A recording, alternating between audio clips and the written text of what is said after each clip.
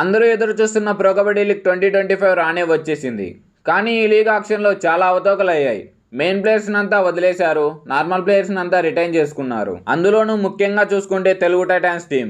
మొత్తం pro Kabaddi league టీమ్స్లో highest fan base ఉన్న టీం ఏది అంటే తెలుగు టైటాన్స్ టీం అనే చెప్పొచ్చు. ఇంకా ఐపీఎల్లో ఆర్సీబీ టీంకి ఏ రేంజ్ ఉంటుందో ఇక్కడ పీకేఎల్లో తెలుగు టైటాన్స్ టీంకి ఆ రేంజ్ ఉంటుందని చెప్పొచ్చు.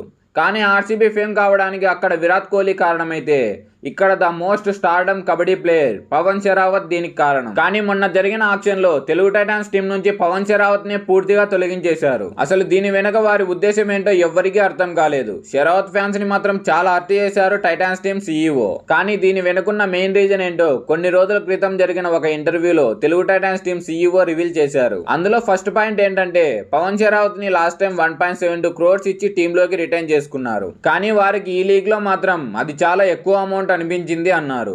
అది కాకుండా దానిపై ఎక్స్ట్రాగా ఇంకా 20% యాడ్ చేసి ఇవ్వాల్సి వస్తుందట. సో ఇంత ఆక్షన్ అమౌంట్ ఇక్కడే వారు ఖర్చు పెడితే వారు అనుకున్న టీం ని బిల్డ్ చేసే అవకాశాలన్నీ తగ్గిపోతాయి. అలా చేసుకోవాలి అనుకున్నప్పుడు క్యాల్కులేషన్స్ లో చాలా చేంజెస్ వచ్చాయట. అందుకే రిటైన్ చేసుకోలేదు అన్నాడు. ఇంకో రీజన్ ఏంటంటే లాస్ట్ 3 seasons నుండి పవన్ షెరావత్ మంచి బిడ్ కి వెళ్తా ఉండడం జరుగుతుంది. అంటే లాస్ట్ సీజన్ లో 1.72 crore, దాని ప్రీవియస్ సీజన్ లో 2.61 crore, ఇంకా దాని ముందు తమిళ తలావేస్లో 2.25 crore. ఇలా పెడుతూ అందరూ అతన్ని రిటైన్ చేసుకోవడం జరుగుతూ వచ్చింది. ఆ మనీకి షెరావత్ కూడా వర్త్ ప్లేయరే, అందుకే ఆ ప్రైస్ ట్యాగ్ కి వెళ్లడం జరుగుతూ వచ్చింది. ఇదంతా పక్కన పెడితే తమిళ తలావేస్ టీంలో వెరీ ఫస్ట్ మ్యాచ్ లోనే షెరావత్ ఇంజరీ జరగడం జరిగింది.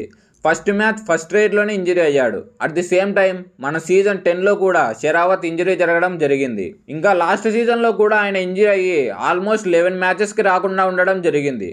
అవుట్ ఆఫ్ 22లో 50% మ్యాచెస్ని మిస్ అయితే టీం క్వాలిఫై అవ్వడం కానీ అతను ఎక్స్ట్రాడినరీగా పర్ఫామ్ చేయడం కానీ జరగదు. పవన్ షెరావత్ మీద ముందే చాలా మంది చాలా హోప్స్ పెట్టుకుంటారు.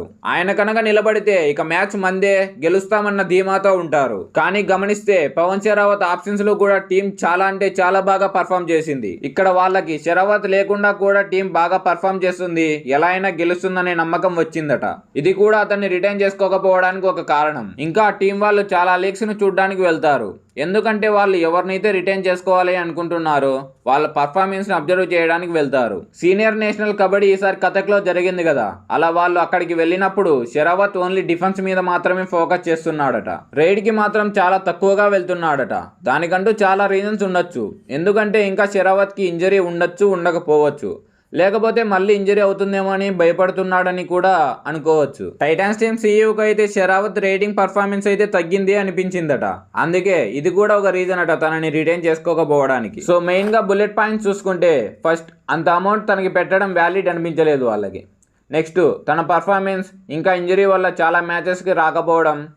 ఆలోచిస్తే నిజమే కదా, అంత అమౌంట్ పెట్టి సగం మ్యాచెస్ కూడా ఆడకపోతే ఎలా. నెక్స్ట్ పాయింట్ చూసుకుంటే సీనియర్ నేషనల్స్ లో పర్ఫార్మెన్స్ అంత ఎఫెక్టివ్ గా వాళ్ళకి అనిపించలేదు. లాస్ట్ పాయింట్ యంగ్స్టర్స్ కి కూడా ఛాన్స్ ఇద్దాం అనుకున్నారు. సో ఇవి పవన్ షెరావత్ ని టీంలోకి తీసుకోకపోవడానికి రీజన్స్.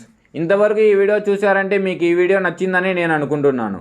మీకు నచ్చితే ఈ వీడియోని లైక్ చేయండి, మీ ఫ్రెండ్స్కి షేర్ చేయండి, అలాగే ఎటువంటి వీడియోలు చేయాలో కామెంట్ చేయండి. Thanks for watching.